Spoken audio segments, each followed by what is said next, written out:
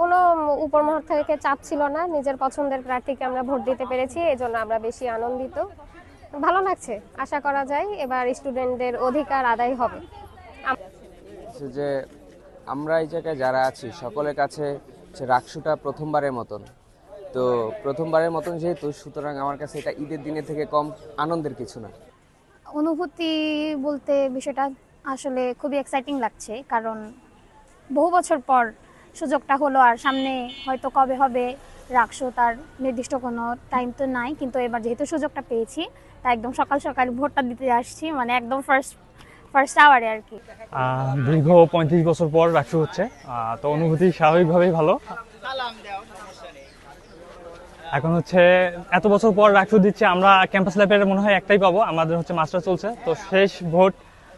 Next টাইমে আমি হয়তো রাকসুতে ভোট দিতে পারবো না, তো সেক্ষেত্রে হচ্ছে আলহামদুলিল্লাহ খুবই ভালো লাগছে। যে অসাধারণ অনুভূতি, কারণ দীর্ঘ 35 বছর পর রাকসু হতে যাচ্ছে এবং সেই রাকসুতে আমি শহীদ জিয়াউর রহমান হল সংসদ থেকে হচ্ছে স্বতন্ত্র জিএস নির্বাচন করতেছি। মানে আমার অনুভূতি আসলে বোঝানোর মতো নয়, আমি খুবই উল্লসিত আজকে এবং খুবই আনন্দিত। আমি আশাবাদী যে সবাই আজকের এই ভোটটাকে হচ্ছে যে খুব বেশি ঈদের মতো করে উদযাপন করবে, এটা বিশ্বাস করি।